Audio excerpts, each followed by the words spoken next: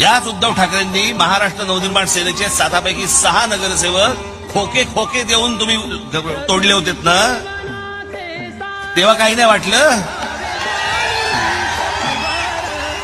हे आज अधिकृतपणे शिवसेनेचे नगरसेवक आता झालेले आता आजपासून आपण एक बोलण्याची पद्धत असते, हे याच्या पुढे शिवसेनेचे नगरसेवक म्हणून आता महापालिकेत आणि मुंबईमध्ये काम करतील. तुम्हाला असं वाटत नाही की राजकारणात एक चुकीचा पायंडा पडतोय?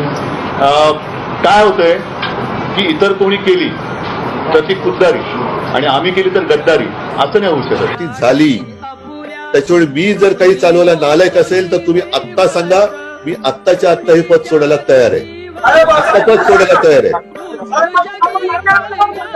मुख्यमंत्री पद माझ्यासाठी गेल्या 2 वर्षांपासून उद्धव ठाकरे आणि उबाठा गटाचे सगळे नेते गद्दार खोके असं बोंबलत आहेत. मात्र खरी गद्दारी ही उद्धव ठाकरे आणि उबाठाच्या या नेत्यांनीच केलेली आहे. 2019ला भाजप सोबत युतीमध्ये निवडून आल्यानंतर केवळ सत्तेसाठी आणि मुख्यमंत्री पदाच्या खुर्चीसाठी उद्धव ठाकरे यांनी जनतेने दिलेल्या कौलासोबत गद्दारी केली आणि काँग्रेस सोबत गेले. एकनाथजी शिंदे आणि त्यांच्या सोबतच्या कट्टर निष्ठावंत शिवसैनिकांना हे अजिबात रुचलं नाही आणि ते उबाठापासून वेगळे झाले. उद्धव ठाकरे भारतीय जनता पक्ष देवेंद्र फडणवीस यांच्यावर फोडाफाडीचा आरोप करतात. मात्र उद्धव ठाकरे यांनी तरी दुसरं काय केलेलं आहे? महाराष्ट्र नवनिर्माण सेनेचे नगरसेवक फोडून त्यांनी आपल्या सेनेमध्ये घेतले. यावर त्यांना प्रश्न विचारला की ते म्हणतात की दुसऱ्यानं केली की ती खुद्दारी आणि आम्ही केली की गद्दारी. असं नाही होऊ शकत. उद्धव ठाकरे हाच नियम सगळ्यांसाठी लागू होतो ना. एकनाथ शिंदे आणि त्यांच्या सोबतच्या लोकांनी जे केलं ती खुद्दारी आहे, गद्दारी अजिबातच नाही.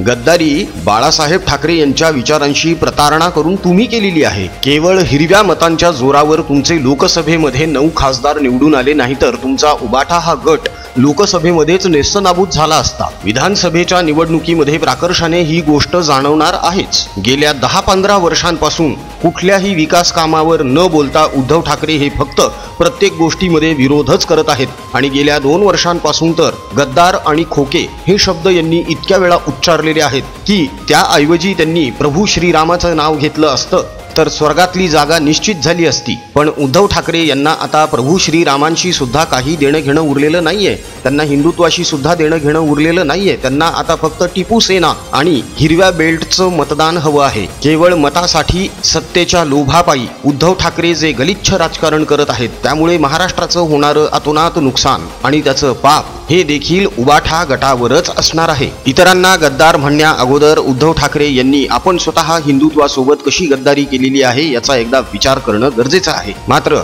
मोदी द्वेष, भाजप द्वेष, फडणवीस द्वेष यांच्या नसानसांमध्ये इतका भिनलेला आहे की हे आता सुधारणेच्या पलीकडे निघून गेलेले आहेत. उद्धव ठाकरे यांच्याकडून चांगल्याची अपेक्षा करताच येत नाही. इतरांना नाव ठेवणारे उद्धव ठाकरे स्वतः अत्यंत खालच्या पातळीचं राजकारण करतात. आता पुन्हा एकदा यांच्यातर्फे खोटा नरेटिव्ह आणि खोटा प्रचार केला जाणार आहे. त्यामुळे महाराष्ट्रातील तमाम नागरिकांना, जनतेला कळकळीची विनंती आहे की यांच्या खोट्या नरेटिव्हला बळी पडू नका. सगळ्या गोष्टींचा सारासार विचार करा आणि मगच कोणत्या उमेदवाराला पाठिंबा द्यायचा ते ठरवा. जहाल हिंदुत्वाचा पुरस्कार करणाऱ्या महाप्रपंच या YouTube चॅनलला जर अजून सबस्क्राईब केलं नसेल तर प्लीज अवश्य सबस्क्राईब करा. सोबतच बेल आयकॉन सुद्धा प्रेस करा म्हणजे आमचे राजकीय विश्लेषणाचे नवनवे व्हिडिओज सगळ्यात अगोदर तुमच्यापर्यंत पोहोचतील. या व्हिडिओच्या डिस्क्रिप्शन बॉक्समध्ये आम्ही आमच्या भारत प्रपंच या हिंदी YouTube चॅनलची लिंक दिली आहे. त्या लिंकला क्लिक करून महाप्रपंच प्रमाणेच भारत प्रपंच